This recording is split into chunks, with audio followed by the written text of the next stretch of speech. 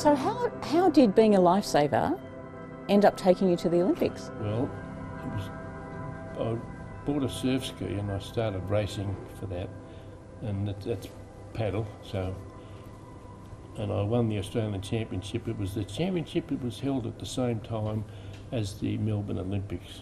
1956. Yes. So I won the Australian Championship there, and in the race was all the Australian kayak members. So I beat all of them. So then they came up to me and said, "Phil, come to the Olympics in Rome with us, you know." I said, "What have I got to do?" He said, "Well, you've got to buy a kayak from Denmark." I said, "Oh yeah, how do I do that?" So I sold my car and a few other things, raffles here and raffles there. And I imported this kayak. And my first Olympics, of course, was in Rome. And I arrived in Rome, I went down to the boat shed to get my kayak.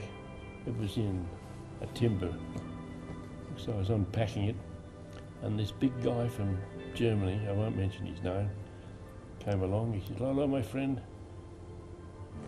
are you a kayak?" I said, "Yes, kayak." He started to laugh. I looked at him because he's pretty big, you know, and he said, "Oh," he said. So in the race, he was such a big guy, and he got in his kayak and he nearly sank it. He was so big, but that was his disadvantage, you see.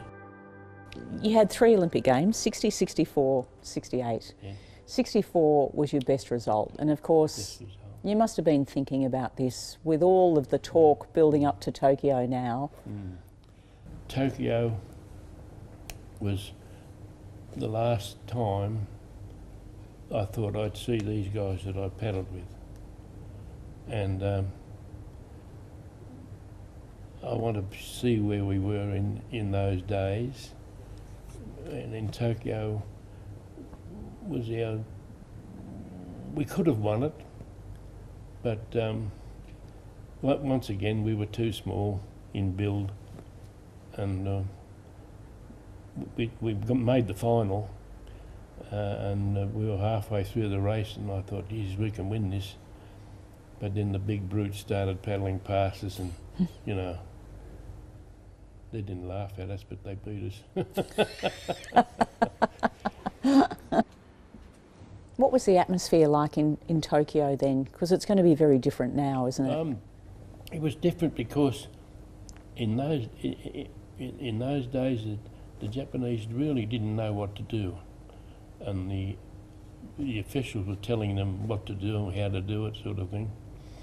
And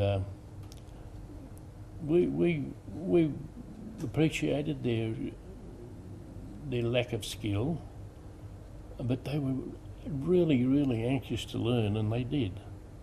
They learnt everything that they needed to learn. They were very skillful. They were courteous. And ready to help wherever we needed help. They were there. It was really, really terrific it was. Tell me about your 3 teammates, because you're all lifesavers first. Yeah, these 3. Yeah. Barry, Dennis and Dennis were in Maroubra, and I'm North Bondi here. And we all were lifesavers. We all paddled skis in the surf, double skis, single skis. Dennis came over to North Bondi for a couple of seasons so that we could paddle together in the double ski. Barry and Dennis never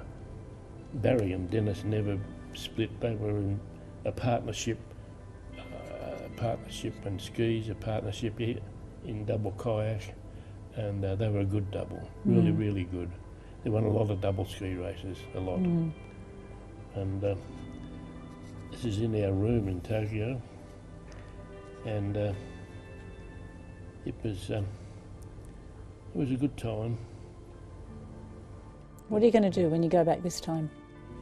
I'm going back with, of course I want to see the Olympics again, but mainly I'm going back because I want to go to the lake that we raced on. I've forgotten the name of it now. But if I'm allowed to, if I can get someone to drive me out to the lake that we raced on, they're not using it this time, they're using another lake. But I want to go to the lake that we raced on, and I've got these 4 medallions here. It'll represent each of them, each of the guys. And I want to throw it in, get out to the lake and throw them in the water to their, I hope they're watching. As a memory. Yeah, I hope they're watching.